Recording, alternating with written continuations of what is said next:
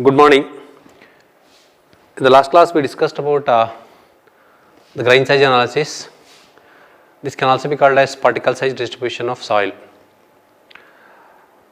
As we discussed in detail that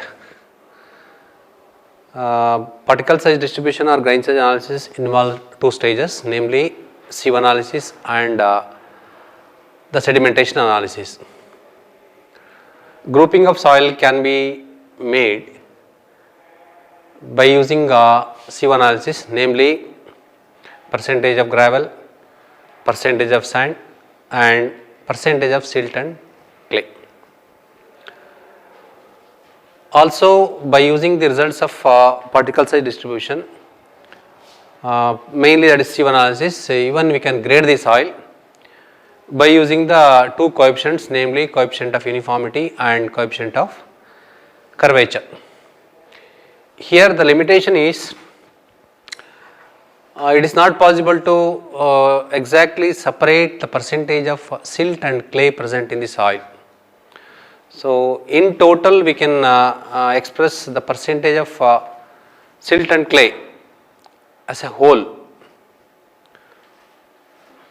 So in order to separate silt and clay and express their the presence in the soil, we use the method is known as sedimentation analysis.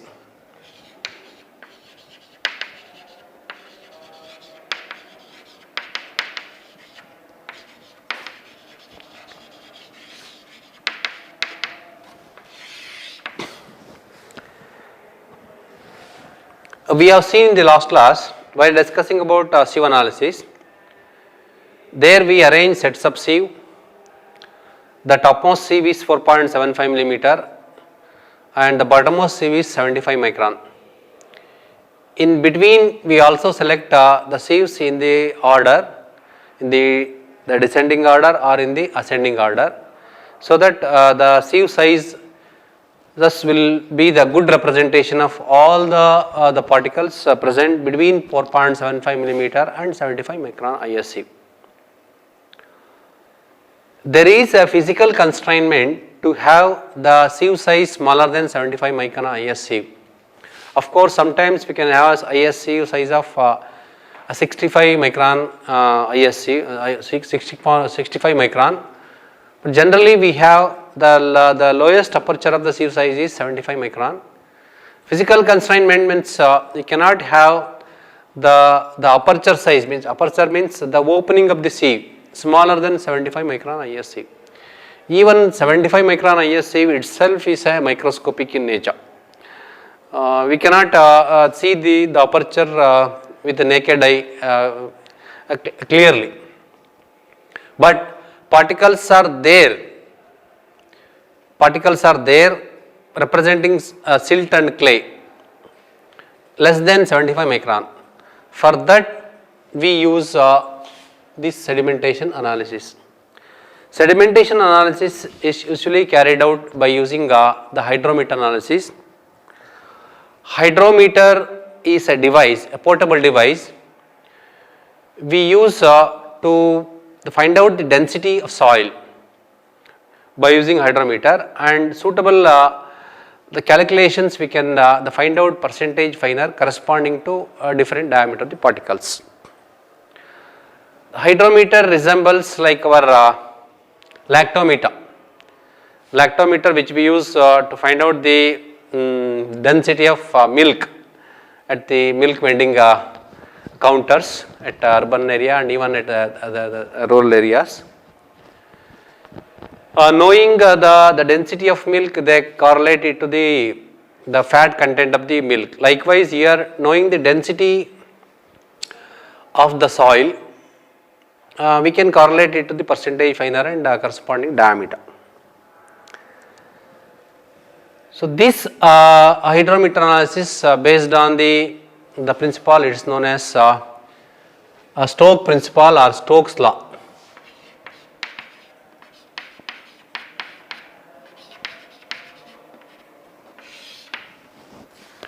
According to Stokes law,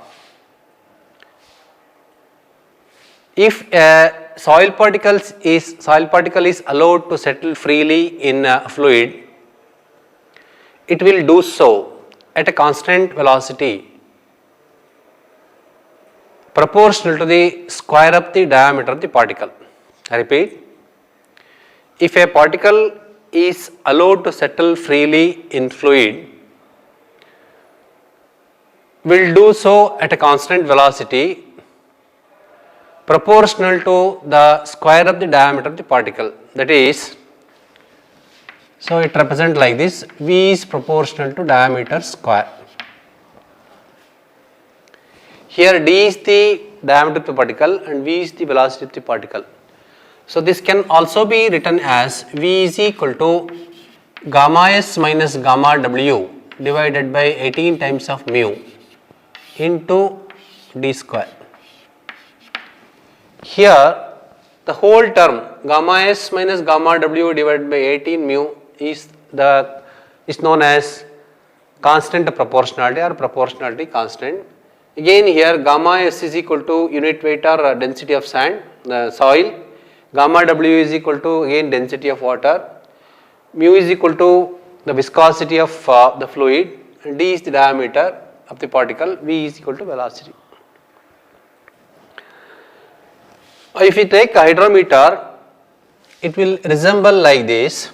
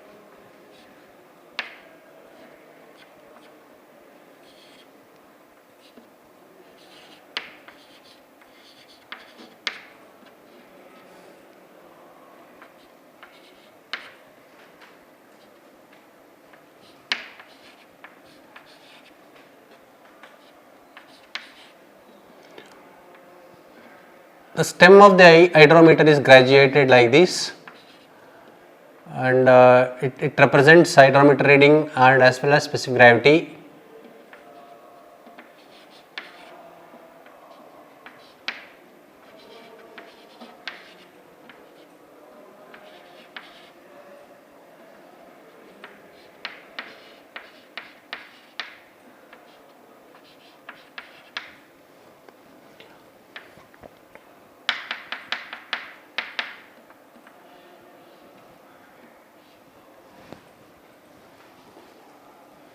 So this is hydrometer. It is like again just it resembles closely with the lactometer. So the stem is graduated by means of the reading that resembles the specific gravity, and the specific gravity we can correlate it to hydrometer reading. Next it is the bottom of the hydrometer is filled with lead, so that this is a predominantly glass tube with the enlarged portion at the bottom. So lead is filled here at the bottom, and so that if you dip hydrometer in water or soil water suspension, it can be easily immersed because of its own weight. Hydrometer analysis can be carried out like this. After conducting sieve analysis, the soil particles passing 75 micron is collected in the pan. So we place the sieves in the descending order, ascending order. If you consider descending order, it is topmost sieve is 4.75 millimeter IS sieve. Next it is 2 millimeter. Next it is 1 millimeter. Next is 600 micron. Then it is 425 micron. Next it is 300 micron, 150 micron, lastly 75 micron. Below that 75 micron we place the pan which do not have any aperture. So above 4.75 millimeter ISC we place the lid. Then we currently call it as an assembly ready for the shaking. after shaking the sieve for a particular duration, soil collected in the pan is passing 75 micron IS sieve. That is, the soil present in the pan is the percentage of silt and clay together. In order to conduct this sedimentation analysis, hydrometer analysis, collect about 50 gram of soil from the pan, means after passing this 75 micron IS sieve. Then place that 50 gram of soil in a container, add small amount of water, make it as a slurry, add 0.3 to 0.8 gram of the dispersing agent. Generally we use the sodium hexametaphosphate as the dispersing agent. The objective of using the dispersing agent is to increase the size of the particle, just like in the case of coagulation during water treatment. After adding this dispersing agent, shake it very well, soil, a little amount of water added, and again added this dispersing agent, shake it well and place it in the high speed stirrer. Stirrer is like it resembles again a mixture at what we use in the domestic purpose. Stir this the mixture, soil, water and this dispersing agent using high speed stirrer for about 15 minutes. After stirring, then transfer this stirred mixture into a glass jar measuring 1000 cc. Make the solution up to the mark of 1000 cc, that is 1 liter. Then by placing right hand side on the top of the glass jar and holding the bottom by using the left hand palm and make it upside down like this. Turn it the upside down so that the mixture already stirred in the high speed stirrer gets mixed thoroughly. By that time you should be get ready with this the hydrometer. Again take another glass jar filled with water, insert or immerse the hydrometer in the glass jar with water. Again before commencement of the test, once again turn the soil water suspension filled in the glass jar upside down like that so that it is mixed thoroughly. Then immerse the hydrometer in the soil water suspension. Start noting down the hydrometer reading at the elapse of time of say 0, 0.5, 1, 2, 4, 8, 15, 30 minutes, 1 hour, 2 hour,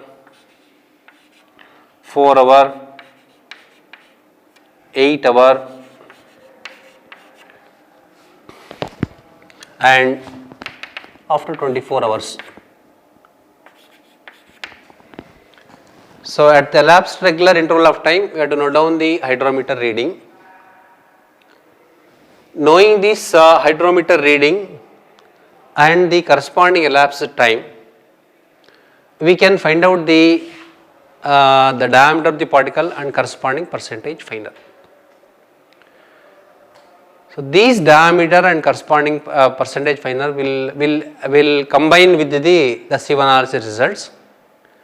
And then in an usual manner we plot the graph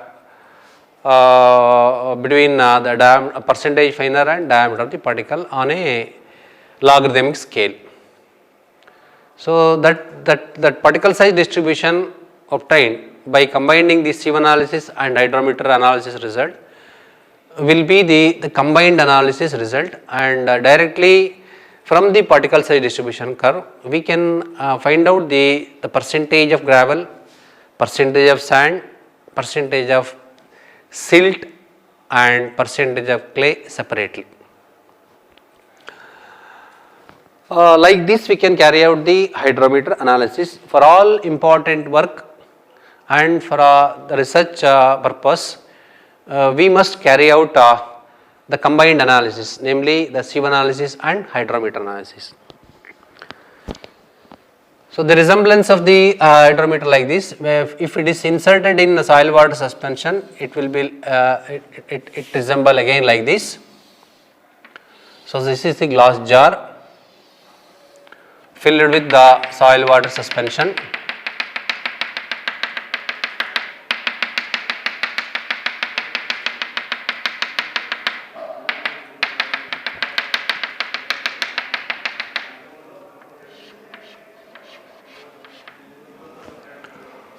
So this is the hydrometer stem.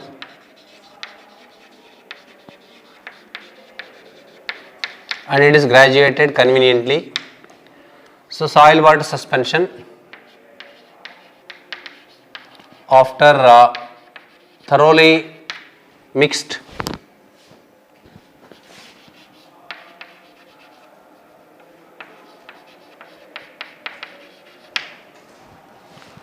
and we can call a depth is known as an effective depth.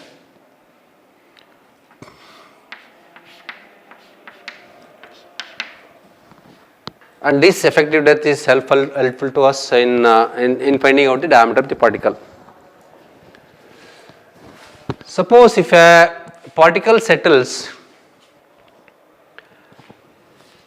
to a depth of z at a time interval of t, then velocity of the particle can be expressed in terms of z and t. That is, v is equal to z by t, where z is equal to depth up to which the soil particle settle and time is the corresponding time. So if you rewrite the expression which we already written based on Stokes law, then v is nothing but z by t, that is equal to gamma s minus gamma w divided by 18 times of mu into d square. By using this, we can find out the diameter of the particle, that is d is equal to under square root 18 times of mu that divided by gamma s minus gamma w into z by t. The diameter of the particle usually we express in the centimeter. Here if you take the gamma, this one the soil density as in centimeter, gamma w in centimeter, this is in gram centimeter per second square, gram second per centimeter square, and diameter of the particle in centimeter. Though diameter is equal to diameter of the particle will obtain it in centimeter, we can convert that into millimeter conveniently. Next, percentage finer corresponding to this diameter can be obtained by using the equation, namely n is equal to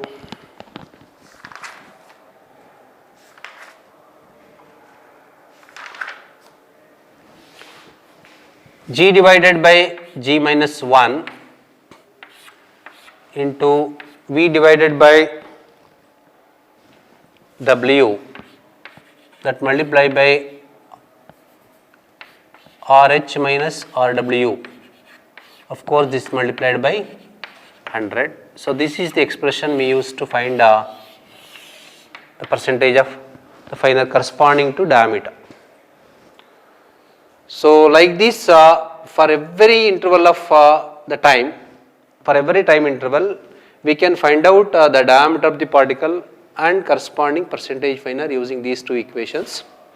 Here G is equal to specific gravity, V is equal to volume of the soil water suspension, W is equal to weight of the soil taken for hydrometer analysis, RH is the hydrometer reading, then RW is the hydrometer reading in water, RH is the hydrometer reading in soil water suspension, RW is the hydrometer reading in water. So like this we can find out the percentage finer and diameter of the particle. Hydrometer analysis we carry out to find out the smaller diameter of the particle, and during the course of conducting hydrometer, we conduct hydrometer analysis test in soil water suspension. It is again opaque. Again, to begin with, to make the soil water suspension up to the 1000 cc, before stirring we add dispersing agent, and also we conduct this temperature, this hydrometer analysis in different temperatures. Keeping all these in mind, we have to apply suitable corrections to the conducted hydrometer reading or to the observed hydrometer reading in order to achieve the accuracy of the results. The most commonly employed the corrections for hydrometer are: number 1, meniscus correction.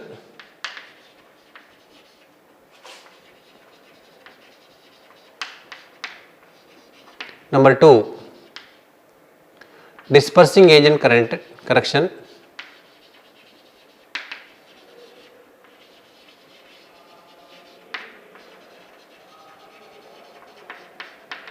And number 3, temperature correction.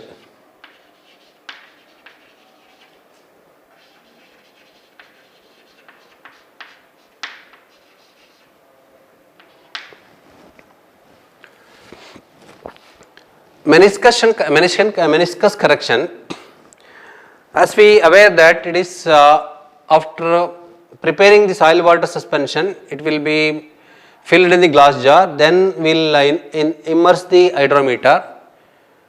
When we immerse the hydrometer in soil water suspension, because soil water suspension is opaque, we cannot clearly observe the reading at the bottom of the meniscus.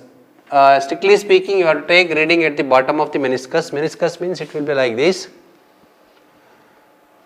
But because of the soil water suspension opaque nature, we take meniscus correction, the hydrometer reading to the top of the meniscus. As the hydrometer reading increases with the depth in the downward direction, actual reading must be greater than the observed reading. Hence, always meniscus correction is positive. The second correction is dispersing agent correction. When we add the dispersing agent to soil, the actual density gets increased because of the addition of this dispersing agent. That increased density is an apparent one than the actual density, hence it requires correction. So generally we observe more density than the actual density, hence always the dispersing agent correction is negative. The third correction to be applied for the observed reading is temperature correction. Hydrometer is calibrated at a standard temperature of 27 degrees centigrade.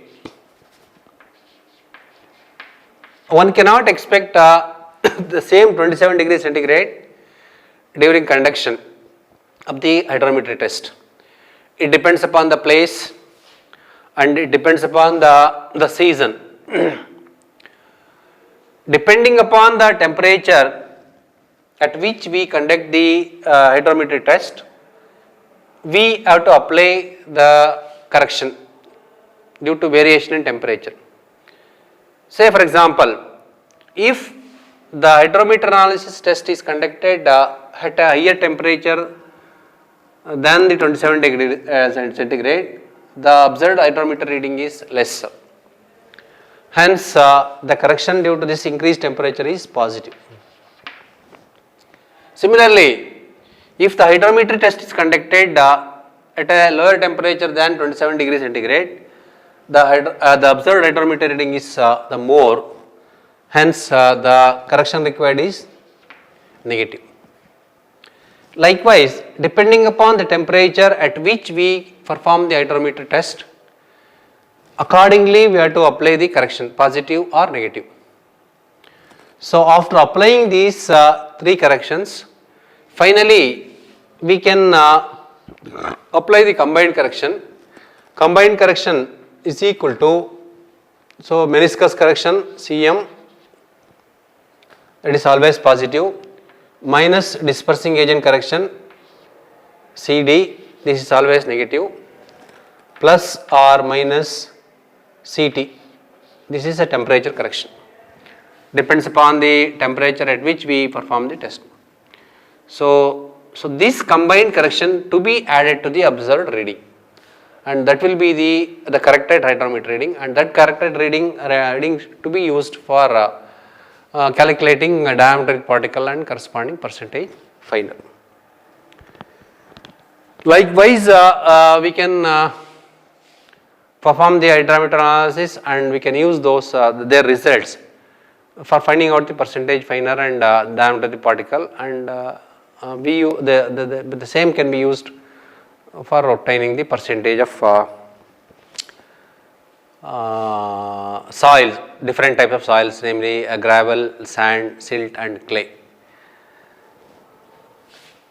So that's about the last but one index property.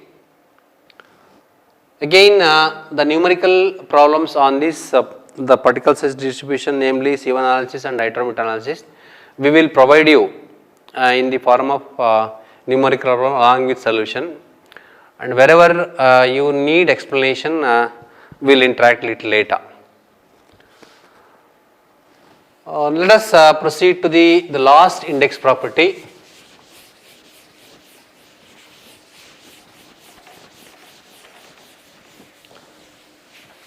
It is consistency of soil or consistency limits.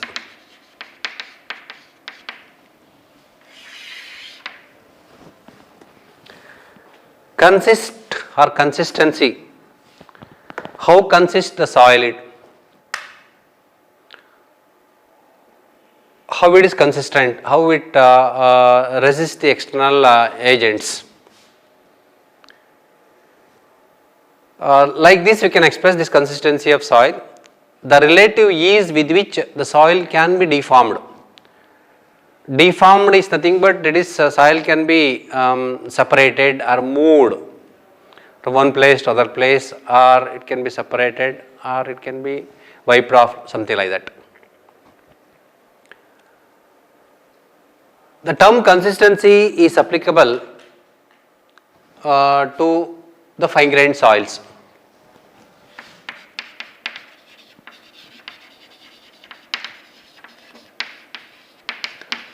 So as we are already aware about that what is coarse grained soil, what is fine grained soil. When we call it as the soil as coarse grained soil, and when we call the soil as fine grained soil, means particles size greater than 75 micron are called as coarse grained soil, particles smaller than 75 micron are called as the fine grained soil. Fine grained soil will behave like a hard soil, soft soil, stiff soil in the presence of water or in the presence of water. If you add water, it behaves like a soft, and again in different states. If the water is removed, it becomes hard, very hard, something like that. In order to know this behavior of soil, particularly in fine grained soil in the presence of water, in 1911 a famous Swedish scientist called Atterberg basically he was an agriculturist.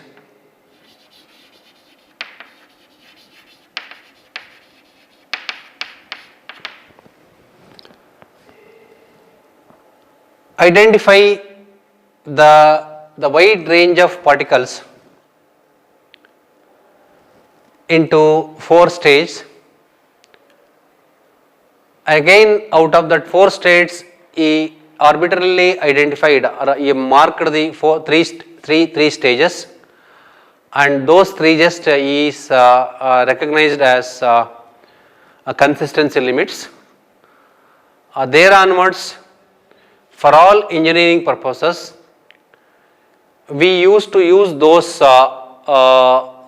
3 limits as Atterberg limits, and these Atterberg limits are also called as consistency limits.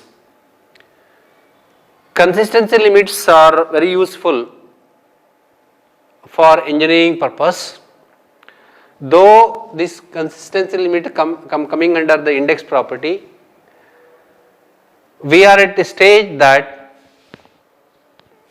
by knowing the consistency of soil or consistency limits of the soil, we can fairly understand even the engineering properties of soil, and also we can decide almost all the properties of soil based on this consistency limit. Hence, we discuss in detail what are these consistency limits and how to determine these consistency limits. So, consistency limits can be expressed pictorially like this as per Atterberg's.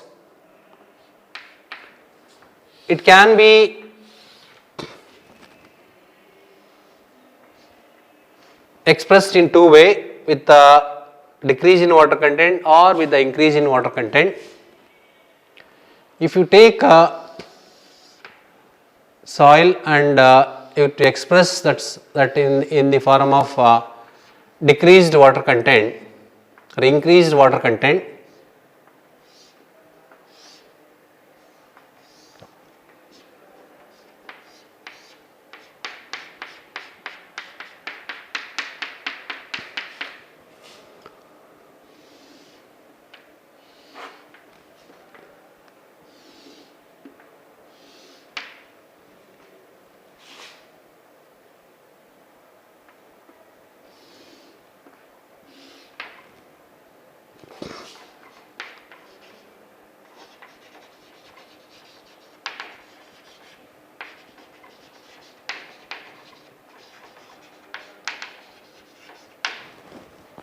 as per Atterberg, it can be grouped into 4 states, namely solid state,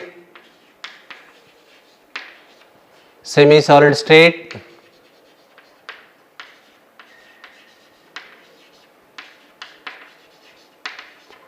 plastic state,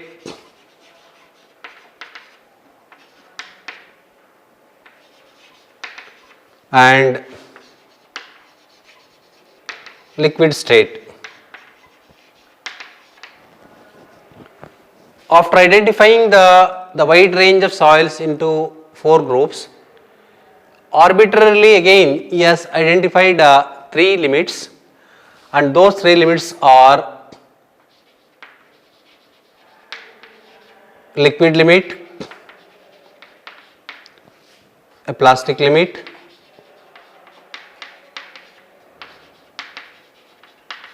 and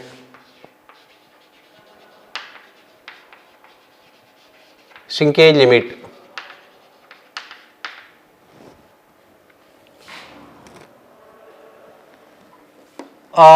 These liquid limit, plastic limit and shrinkage limit has taken importance, and now we can confidently and quite rationally define these limits. We can also determine these limits. We can make use of these limits for all practical purposes. If you consider in the form of increasing water content, this is shrinkage limit. Shrinkage reverse, in the reverse order written. Shrinkage limit. This is plastic limit, and this is liquid limit.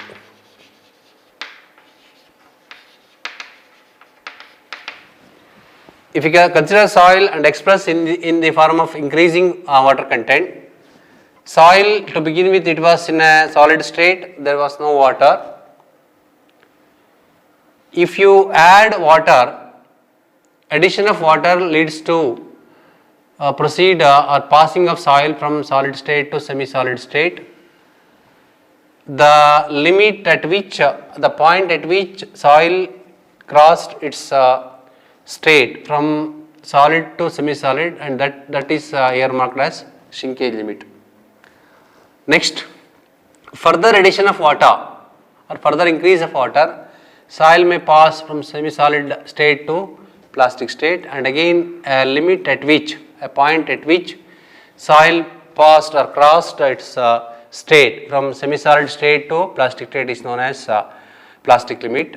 Same way, further increase in water content, soil will pass from plastic state to a liquid state. At the stage or the point at which soil crosses from plastic state to liquid state, it is known as liquid limit. Quite confidently we can also define these three limits, and the liquid limit is the limit at which there is the minimum water content at which soil passes from liquid state to plastic state.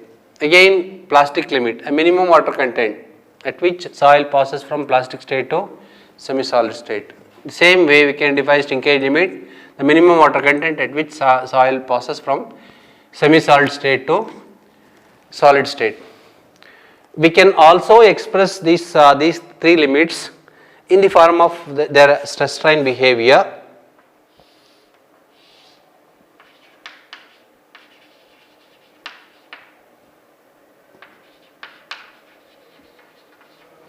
Soil in its shrinkage limit possesses very good the resistance that can be identified very good peak of this strain graph.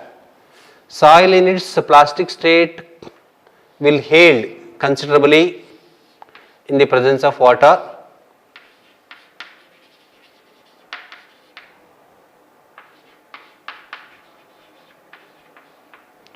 So we cannot identify that the peak of the soil.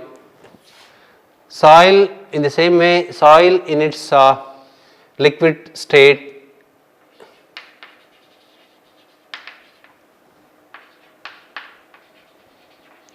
does not show any the peak, or even sometimes it's not possible to, there does not show any resistance. Means with the addition of more water, soil will flow like a liquid. So liquid type of soil will not show any resistance for the force. Hence we cannot have this the stress strain graph. So likewise we can understand the Attawrug's limits, and these Attawrug's limits can also be called as consistency limits. So with this basic concept we will stop today this extent. In the next class we will discuss about the indices related to this consistency limits and proceed further. Thank you.